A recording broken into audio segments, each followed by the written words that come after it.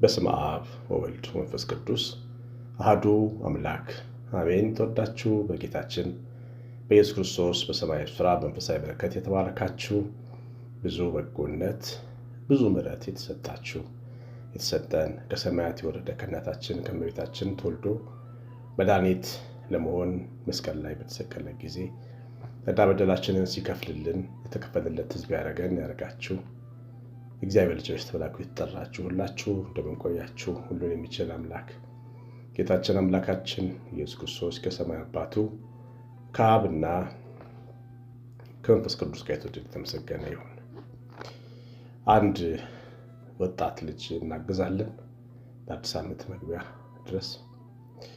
ይህ ልጅ እናቱ በሕይወት የሉም። ሁለት የአእምሮ ሕሙማን ልጆች ይመግባል። ቤት ቆልፎ ያስቀምጣቸዋል። የሚጠብቅለት ሰው የለም። ችግረኛ የቀን ሰራተኛ ነው። ደግሞ የራሱ ቤተሰብ ደግሞ ልጆች አሉት። ይሄ ልጅ መደገፍ አለበት። እድል ገጥሞኝ ቤቱ ሄጄ አይቼዋለሁ። ስለዚህ 9114380 ስልኬ ላይ ዋትስአፕ፣ ቴሌግራም፣ ቫይበር ላይ አሳውቁኝ። አድራሻውን አስቀምጥላችኋለሁ። እናግዘዋለን፣ እንደግፈዋለን። እግዚአብሔር ዘራቸውን ይባርክ፣ በመልካም ይመልስላችሁ። እግዚአብሔር ልጆች ዛሬ የምንማረው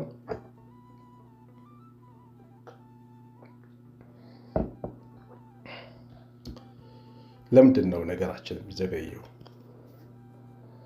አንዳንዴ ከእግዚአብሔር የምንፈልጋቸው ነገሮች አሉ፣ ግን በጣም የሚዘገዩበት ጊዜ አለ። ደግሞ አንዳንድ ሰዎች በፍጥነት መልስ የሚቀበሉ አሉ። ይህንን የምናየው ከገዛ ቤተሰቦቻችን። ለምሳሌ ወንድምና እህቶች ሆነን አንዱ በጣም በፍጥነት መልስ ያገኛል፣ ደግሞ የተወሰነው አንደኛው ክፍል ደግሞ በጣም ይዘገይበታል። እና እግዚአብሔር ፍትሐዊ አይደለም ወይ አሰራሩ ብለን እንድናስብ ሁሉ ልንሆን እንችላለን። ግን ለምንድን ነው መዘግየት የሚመጣው በሕይወታችን የሚለውን ለማየት ከመጽሐፍ ቅዱስ ትምህርቶች ነው የምንነሳው። እግዚአብሔር ለአብርሃም ምን ብሎታል? በኦሪት ዘፍጥረት ምዕራፍ 15ኛው ምዕራፍ ላይ ምን ብሎታል? ዘርህ በግብፅ ሀገር 400 ዓመት ባሪያ ይሆንና ወደ ተስፋው ምድር ይመለሳል ብሎታል። ግን እስራኤል ወደ ግብፅ ሀገር ከሄዱ በኋላ የቆዩት 430 ዓመት ነው የቆዩት።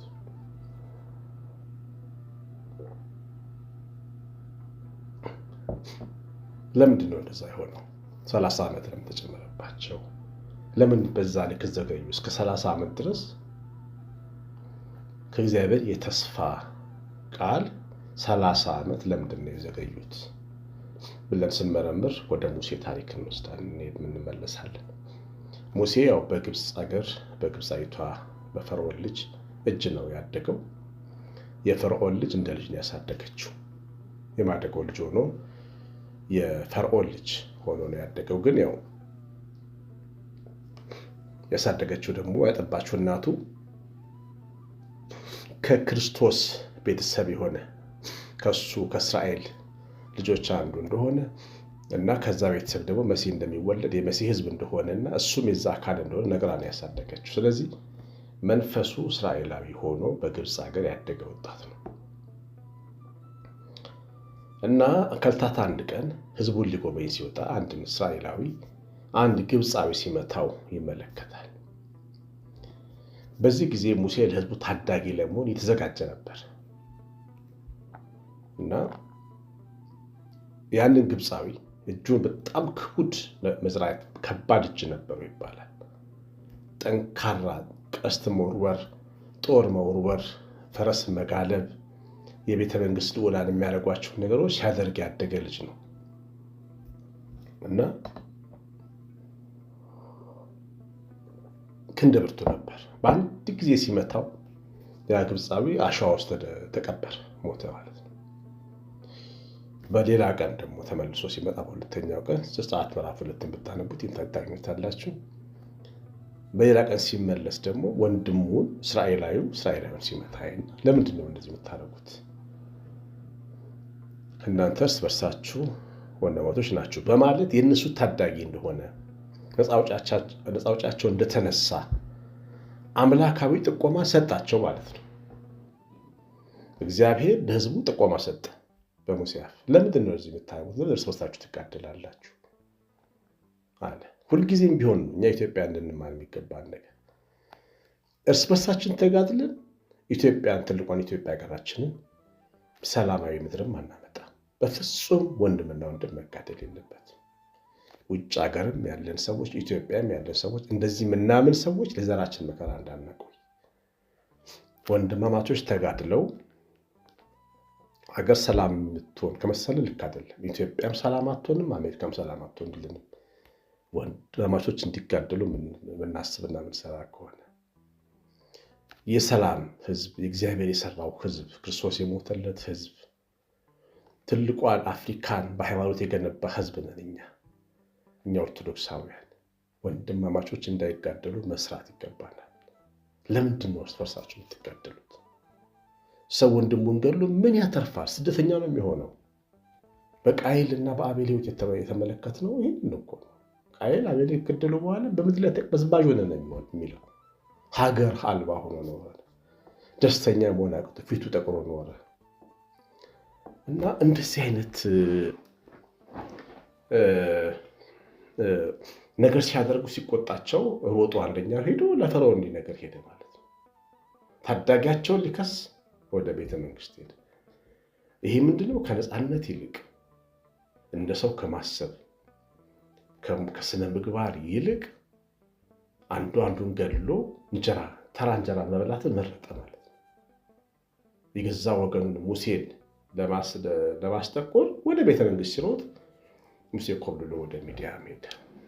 እንግዲህ እግዚአብሔር በ400 ዓመት ሊያድናቸው በተዘጋጀበት ሰዓት ምን ተፈጠረ ማለት ነው? የገዛ እስራኤላውያን አዳኛቸው ሙሴን ከሰው ከሀገር እንዲባረር።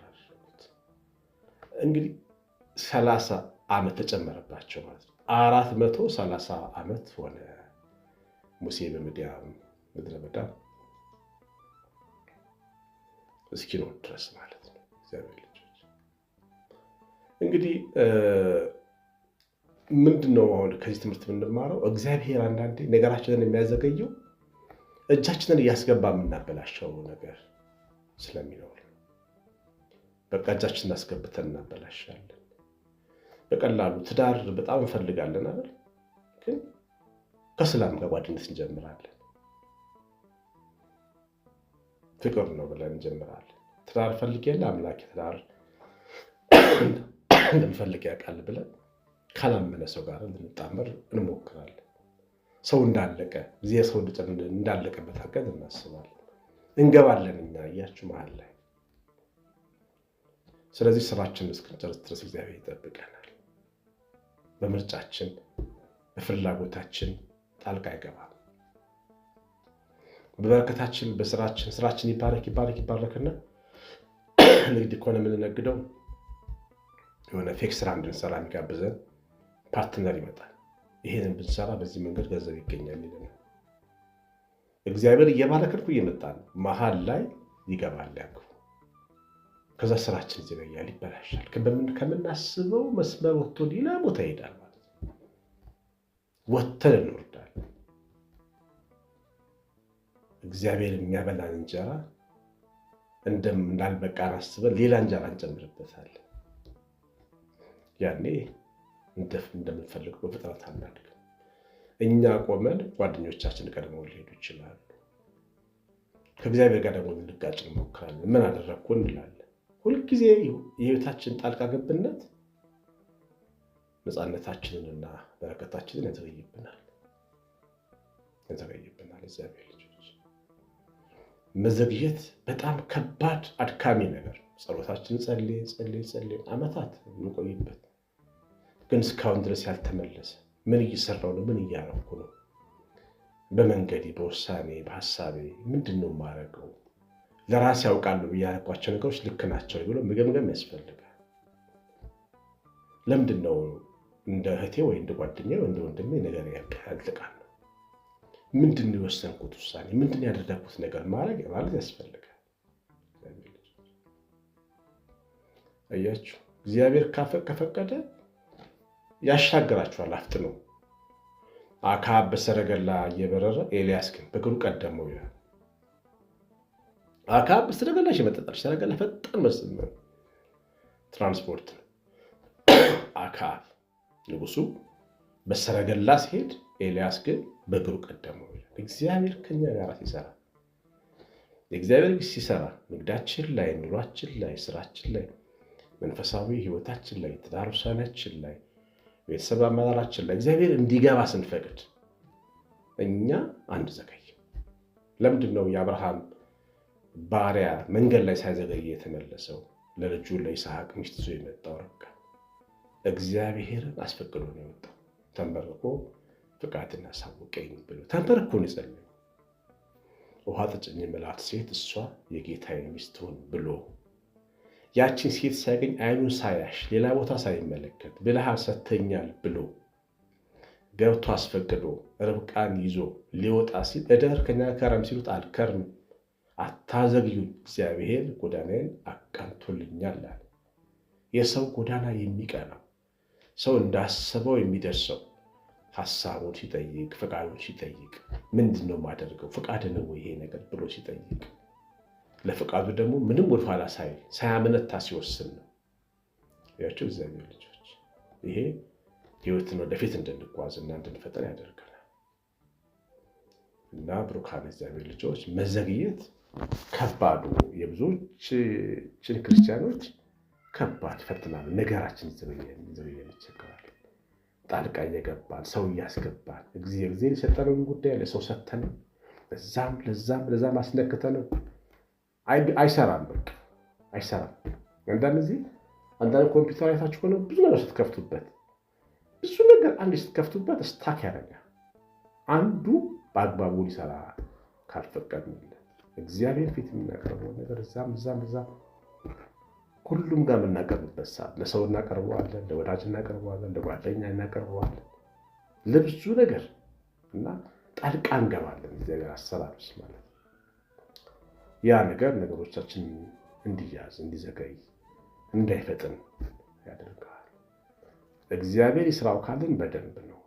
በደንብ አንብቡት። የአብርሃምን ባሪያ ታሪክ ተንበርክኮ ጸልዩ፣ አንተ ያልከው ይሁን ብሎ ነው የወጣ። እግዚአብሔር ረዳው፣ መንገዱንም አከናወነ። በሰላም ተመለሰ። ርብቃን የመሰለ ሴት፣ መልካም ሴት ለይስሐቅ ሚስት ይዞ መጣ እና እግዚአብሔር ስንመለስ ከውብ መከናወን ጋር ነው ይመልሰን። ፈቃዱን ሐሳቡን ተከትለን ስንራመድ የእግዚአብሔር እጅ አብሮ እንዲሰራ ስንፈቅድ ይኸውላችሁ ነገሮቻችን ሁሉ ተከናውኖ ነው የምንመጣው። እግዚአብሔር ረድቶን ነው የምንመጣው። ያሰብነው ቦታ ደርሰን ነው የምንመጣው። መቼም ይህንን የማይፈልግ የለም። እግዚአብሔር ባርካችሁ። የሰማነው ቃል በልቦናችን ይጻፍ፣ መንፈስ ቅዱስ ይቀድሰን፣ ከክፉ ይጠብቀን። እግዚአብሔር ቸርነት የእናታችን የቤታችን ረድኤት በረከት የምሕረት ጥበቃ አብሮን ይሁን። ቀሲስ አሸናፊ ገብረማርያም ነኝ። ትምህርቱ ላይ ላይክና ኮሜንት አድርጋችሁ ውጡ። የትዛን ወጣት ልጅ የምንረዳውን ልጅ አስቡ። ቀሲስ አሸናፊ ነኝ። ሰላም